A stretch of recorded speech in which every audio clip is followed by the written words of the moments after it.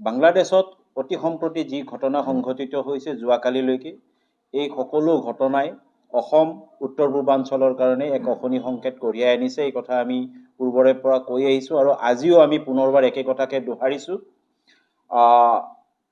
আমাৰ দৃষ্টিভংগীৰে ভাৰত চৰকাৰৰ বিদেশ নীতিৰ ভুলৰ বাবে আজি বাংলাদেশে এই ধৰণৰ উভতগুৰে নাচিবলৈ সক্ষম হৈছে। ইন্দিৰা গান্ধীয়ে পাকিস্তানৰ পৰা পূব পাকিস্তানক আজৰি আনি স্বাধীনভাৱে থিয় হ'ব পৰা যি ব্যৱস্থা কৰিলে স্বাধীন সাৰ্বভৌম দেশ হিচাপে, সেই সময়তে বিনা চৰ্তে আমি তেওঁলোকক এই সুবিধা কৰি দিয়াৰ ফলতে আজি ফ্ৰেংকেষ্টাইনৰ নিচিনা বাংলাদেশ ভাৰতৰ কাৰণে এক শংকা হৈ উঠিছে। আৰু সেই সময়তে যদি আমি ৰংপুৰ চিটাগং নিজৰ দখললৈ আনি, যিহেতুকে ৰংপুৰ চিটাগং অন্যায়ভাৱে বাংলাদেশক দিয়া হৈছে, ৰংপুৰ চিটাগং যদি আমি নিজৰ দখললৈ আনিলোহেঁতেন, আজি সেই চিকেন নেকৰ ধমকি বাংলাদেশ বা বাংলাদেশীয়ে আমাক দিব নোৱাৰিলেহেঁতেন আৰু অসম তথা উত্তৰ পূৰ্বাঞ্চলৰ লগতে ভাৰতবৰ্ষই এই শংকাত থাকিবলগীয়া নহ'লহেঁতেন যে চিকেন নেক কাটি অসম উত্তৰ পূৰ্বাঞ্চলক ভাৰতৰ পৰা বিচ্ছিন্ন কৰিব নেকি। অকল এয়াই নহয়, পূৰ্বৰে পৰা তদানীন্তন প্ৰধানমন্ত্ৰী ইন্দিৰা গান্ধীৰ পৰা আজিলৈকে ভাৰত চৰকাৰে এই কথাবিলাকত বিদেশ নীতি বাকী দেশৰ লগত ঠিকে থাকিলেও অন্ততঃ বাংলাদেশৰ লগত বিদেশ নীতি কিছু সংশোধন কৰাৰ প্ৰয়োজন আছে। কিছু বিদেশ নীতিত ভুল থকা কাৰণে আমি কূটনৈতিকভাৱেও বাংলাদেশ আমাতকৈ আগবাঢ়ি আছে আৰু আজি বাংলাদেশে আমাৰ ওপৰত প্ৰভাৱ সৃষ্টি কৰিব পৰাৰ কাৰণে আমাৰ শংকিত কৰাৰ কাৰণে তেওঁলোকে সক্ষম হৈছে।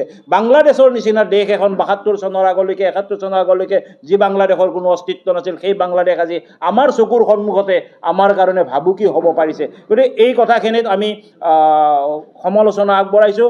আমি কিছু কথাত ভাৰত চৰকাৰক কঠোৰ হ'বৰ বাবে আমি আহ্বান জনাই আহিছিলোঁ আৰু আজিও কৈছোঁ যে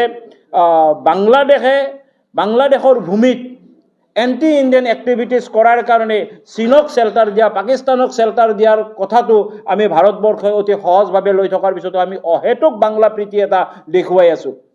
2008 চনত BSFৰ 8জন সৈনিকক পিচ কৰি টুকুৰ কৰি কাটি বৰ্ডাৰত ওলোমাই থোৱা ঘটনাৰ সেই যুদ্ধ অপৰাধীক আজি পৰ্যন্ত আমাক উভতাই নিদিলে। ভাৰত চৰকাৰক বুঢ়া আঙুলি দেখুৱাই তেওঁলোকে যুদ্ধ অপৰাধীক আজিলৈকে উলিয়াই তেওঁলোকে আমাৰ হাতত হস্তান্তৰ নকৰালে, তাৰপিছতো ভাৰতে আমি আজিও বাংলা প্ৰীতিত ব্যস্ত হৈ আছোঁ।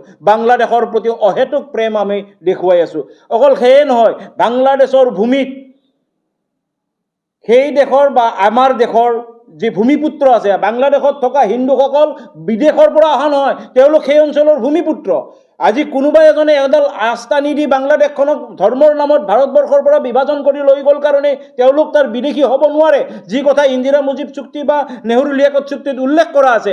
আৰু সেই ভূমিপুত্ৰসকলক, হিন্দুসকলক সংখ্যালঘু হোৱাৰ সুবাদতে তেওঁলোকে অত্যাচাৰ উৎপীড়ন কৰি তাৰ পৰা মাৰি কাটি শেষ কৰা এই ঘটনাবিলাকত ভাৰত চৰকাৰে চকু মুদা খুলিৰ ভাও ধৰি থকা কাৰণে আজি তেওঁলোকে সুযোগ গ্ৰহণ কৰি আছে, এটাৰ পিছত আন এটা ঘটনা সংঘটিত কৰি আছে। এনিমি প্ৰপাৰ্টি ল, আজি আন্তঃৰাষ্ট্ৰীয় প্ৰেক্ষাপটত এনিমি প্ৰপাৰ্টি লৰ বিৰুদ্ধে ভাৰতে যি জনমত গঠন কৰিব লাগিছিল সেই জনমত গঠন নকৰিলে। এইবোৰ কথা আমাৰ সমালোচনা আজি কৰিছোঁ। তদানীন্তন কেন্দ্ৰীয় গৃহমন্ত্ৰী পি চিদাম্বৰমে যি ভাৰত বাংলা ভূমি হস্তান্তৰ চুক্তি কৰিছিলে, সেই চুক্তিৰ সেই সময়ত সকলোৱে বিৰোধিতা কৰিছিলোঁ, কিন্তু পৰৱৰ্তী পৰ্যায়ত মোদী গভৰ্ণমেণ্ট অহাৰ লগে লগে সেই ভাৰত বাংলা ভূমি হস্তান্তৰ চুক্তিত আমি 10,600 একৰ ভূমি হেৰুৱাবলগীয়া হৈছে। ভাৰতবৰ্ষই বাংলাদেশৰ নিচিনা দেশ এখনৰ ওচৰত আমি 10,600 একৰ ভূমি হেৰুৱাইছোঁ। বাই এনক্লেভ আমি 10,000 আৰু এডভান্স পজিশ্যনত আমি 600 একৰ্ছ ভূমি আমি এৰি দিবলগীয়া হৈছে। তাৰ উপৰি মুহুৰী চৰো এৰি দিছোঁ। শ্ৰীহট্ট জিলা আমাৰ পৰা গণভোট প্লেবিচাইট কৰি শ্ৰীহট্ট জিলা লৈ গৈছে, ৰংপুৰ চিটাগং লৈ গৈছে। আজিলৈকে হিন্দু সকলক অত্যাচাৰ কৰি আছে। Anti Indian activities, any secessionist team, ভাৰতবৰ্ষৰ বিৰোধী যিকোনো বিচ্ছিন্নতাবাদী শক্তিক তেওঁলোকে ৰেড কাৰ্পেট ৱেলকাম কৰি তাত তেওঁলোকে শ্বেল্টাৰ দি ৰাখিছিলে। আজি হাছিনা যোৱাৰ পিছত পুনৰ সেই শক্তিবিলাক আলফা, NDFB, পিপাককে আৰম্ভ কৰি সকলোকে পুনৰ তেওঁলোকে তাত শ্বেল্টাৰ দিয়াৰ কাৰণে কুচকাৱাজ চলাইছে। গতিকে ভাৰত চৰকাৰে অকণমান এই ক্ষেত্ৰত সচেতন হোৱাৰ প্ৰয়োজন আছে বুলি আমি আজি কৈছোঁ। আজি সেইদিনাখনে আমি যেতিয়া জুবিন হত্যা জ্বৰত পমি আছিলোঁ, গোটেইসকল ম্ৰিয়মান হৈ আছিলোঁ, সেই সময়ত আজিৰ যিজন দায়িত্বত আছে মহম্মদ ইউনুছে আৰ্ট অফ ট্ৰাম্ফ নামৰ যিখন কিতাপ, তাত গ্ৰেটাৰ বাংলাদেশৰ ফটো দিছে, তাত অসম উত্তৰ পূৰ্বাঞ্চলক সোমাই লৈছে, আপোনাৰ মোৰ গাঁও সোমাই লৈছে, কিন্তু আমি সেই ধৰণৰ ৰিয়েক্ট কৰিব পৰা নাই।